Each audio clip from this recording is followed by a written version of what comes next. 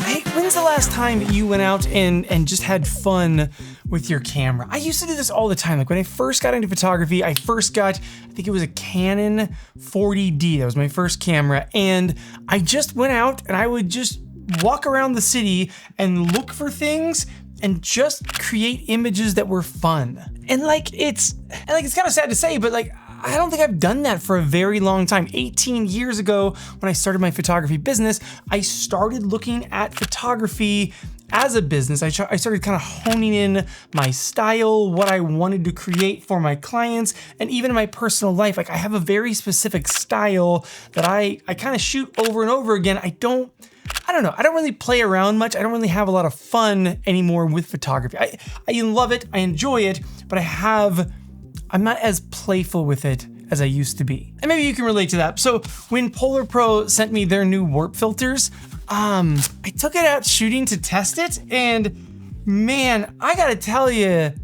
these things are fun. Look at how crazy that thing looks. And it is beefy. Okay, what is a warp filter? What is this thing from PolarPro? I have the Helix Maglock version that I've been running around with.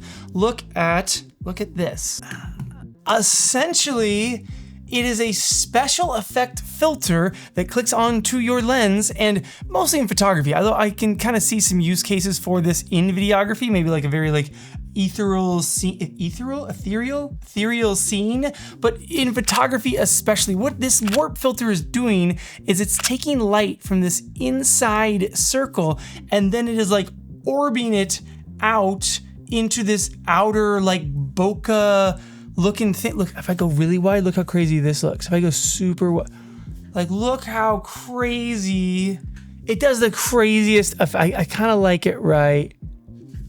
I kind of like it right in there. Okay, let's jump into how to use this filter and some things to keep in mind when you are using the PolarPro Warp filter. The very first thing is just understanding how it's actually working and remembering that essentially it's taking whatever is in the middle to create that swirl. And specifically, it's taking the color from in the middle. So if you're shooting a flower, but the background is green, that flower's color is what's going to create that swirliness, and it will blend between the flower's color and the green. So your subject in the middle of the filter is what becomes that swirl. So that's kind of, again, how it works. But the second thing to think of is how to adjust the effect. And the first way that you can do that is with your aperture. A wide open aperture will make it so that swirliness is very soft. It's very kind of mixed together, and it's kind of mixing into the center a little bit more.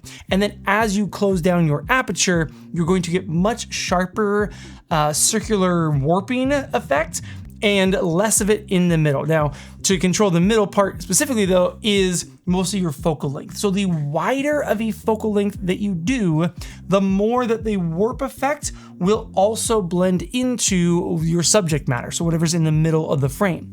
And then the longer of a focal length, it seems like about 70, 75 millimeters and up, you start to get a very defined center circle. Now, the fourth thing though to keep in mind with these is that just like the prisms that we used to mess around with back in the day in wedding photos, it doesn't have to stay locked onto your camera, which is kind of why I like this whole Helix thing. I'm actually quite bought in on this whole Helix system. All my ND filters now, all my other effect filters are all Helix locked, because even though they're a little bigger, a little heavier, and a little more expensive, it's just so quick and easy to take filters on and off. And with this one in particular, you can take off the filter and you can kind of work it off to the side a little more. You can bend it, turn it like that way and get some cool effects. Mostly though to do thirds. So if you want to do thirds, wherever that kind of central circle is, that's where you're gonna be able to see through to your subject. So if you wanna do thirds, all you really do is you take this thing off, you move your focus point over to the third line, and then take this off and just kind of pull it over to the side, and you'll see I can get my subject in focus, and then the whole side becomes this really cool warp over here, and there's some warp right here. Same thing with vertical. I like doing vertical, taking my subject matter, not being in the center, I want it down on that third line, and that same thing, I would do this, and then boom, I get my subject on that third line. I get that cool warp effect.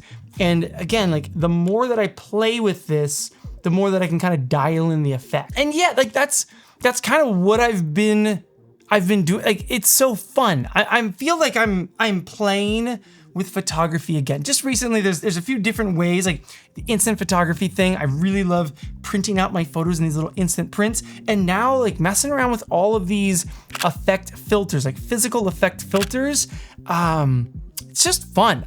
Build quality on these things, they're tanks. Like this is a heavy, can you tell how thick it is? Like it's a heavy, thick lens. The Helix version obviously is significantly, you see how much bigger it is? These are both 82mm filters, but this is the normal like screw-on version, and this is that Helix Maglock. It's heavier and bigger and more expensive. Price-wise, these things are about $100. They do make them for like your Leica camera. They make a 49mm. I think it's only $80 for the 49mm, $100 for like the 82s and the 77mm. And then for this guy, the Maglock, $150. So a good bit more if you want to be able to Maglock on and Maglock off. That's probably the only bummer about the Maglock system. Again, it's a little bigger, a little heavier, not that big of a deal, but the price does go up when you get that magnetic ring on there. But really solid filters. Like again, like really fun filters to play with.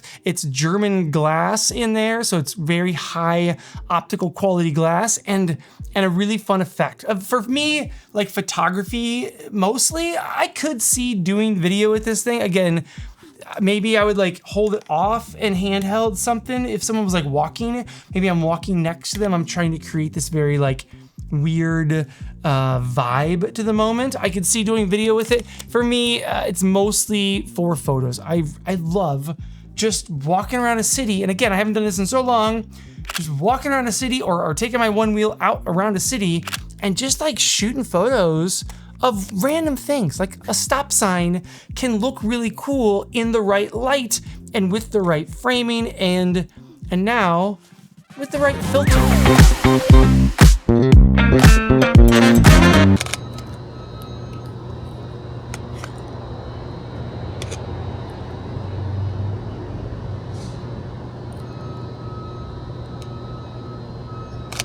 Oh, that's way sicker.